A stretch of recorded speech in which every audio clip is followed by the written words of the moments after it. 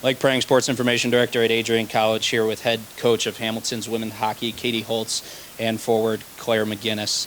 After a 4-1 loss to Adrian in the NCAA quarterfinals, Coach, just start with an opening statement on today's game.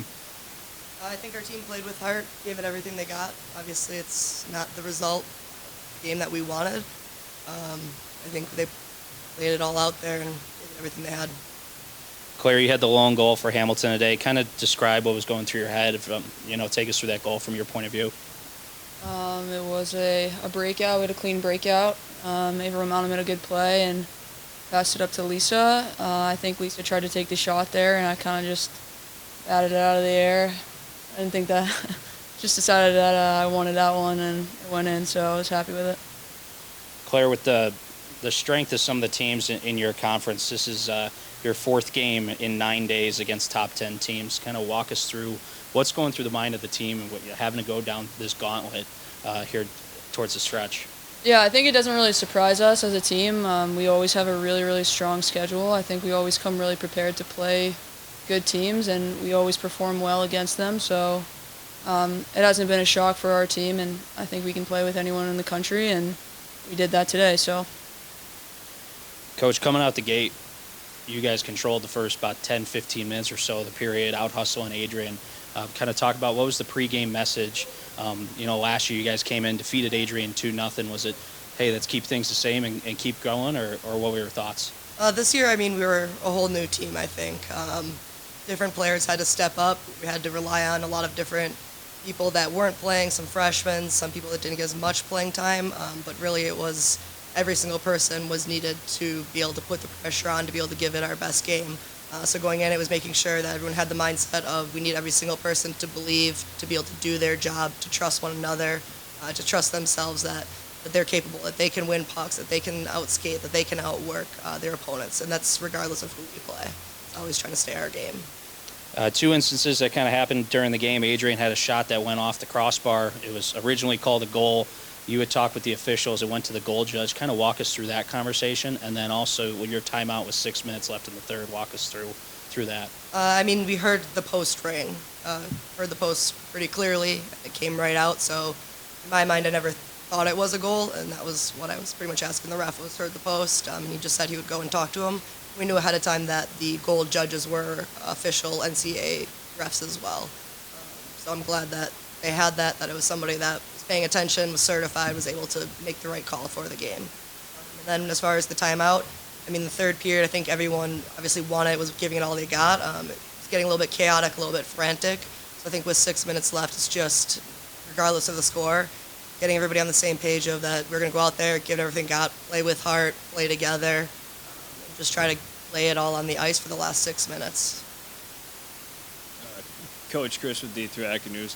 What was your experience like making it this far with your first year at the helm? Obviously you being the assistant, you've been here before, but your first year at the helm, what was that experience like for you? I think the experience from last year helped the team this year. It's one of those that everyone thought it was something that was possible. I think we had a great class that we lost last year, so this year I think a lot of people had to step up. And it wasn't just relying on one or two individuals. It was in any game or anybody that we were playing. It always was somebody different that the team kind of had to look to, or somebody who knew was stepping up, or somebody that maybe didn't play the day before was having an awesome game the next day.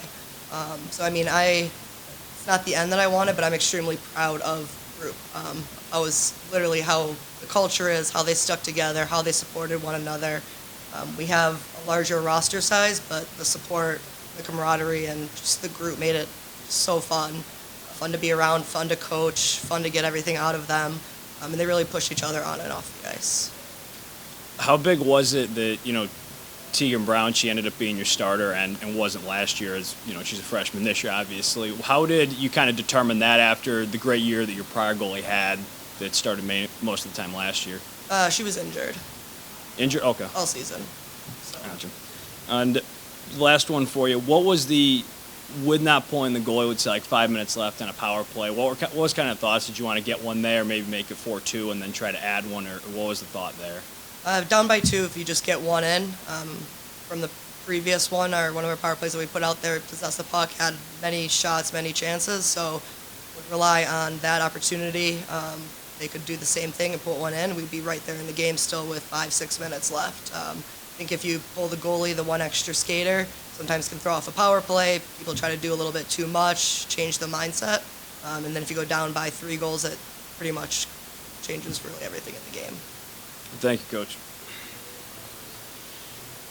Claire, with you being a senior, I don't know if you have a fifth-year option or not, but when you first came to Hamilton, did you think that last year you'd be going to the Frozen Four and then you're back in the NCAAs this year competing in the quarterfinals? I 100% thought so. Yeah, I think we just have such a gritty team, and I mean, in my opinion, there's no team we can't skate with, and we have an amazing coaching staff. So I wasn't surprised in the slightest that we were where we were last year, and I wasn't surprised that we were where we are now. So, but no, I don't have a fifth year. And, you know, just to recap then your career, how would you describe your experiences just as a student athlete at Hamilton College? I am so grateful that I decided to come to Hamilton. You know, I feel like this school is my home. And I'm so happy that I went out with the team that I did and with the coaches that I did, and the training staff and everyone around me was so supportive. And I think I speak for everyone when I say, like, we were in the locker room just talking about how grateful we were for one another, and there's nothing that really competes with that, winning, losing. Like, it's just the camaraderie. That's ultimately what you take out of it at the end of the day. And so I've had an amazing career. I couldn't be more fortunate. So Ian went with Adrian Radio, coach. You're used to playing in tight, low-scoring games, so you're not used to seeing a 3 or a 4 up there. Could you talk about like a style of game change, maybe something you haven't seen much all year in terms of you need to put 3 goals in type of thing? Yeah, Adrian's a fast team. They're skilled. A lot of their games have been a lot of back and forth, up and down the ice, and that's not really how we play. We like to try to be more aggressive, try to keep teams pinned. So I think some of that back and forth it was hard to kind of get the momentum back that we would normally strive on and build off of. Just keeping hemmed, rolling the lines, just grinding it in the corners, trying to get some pucks to the net. So I think we had to adapt a little bit, try to get more on the zone entries, a little bit more crashing the net, a little bit more of that fancy play. But usually the gritty style, the grind it out, is what gave us success this year. Thank you. All right, we appreciate both your time. Congrats on a fantastic season. You're in one of the at-large bids to the NCAA tournament. Finished the year with a 16-7-6 record. So congrats on a successful season. We wish you safe travels home.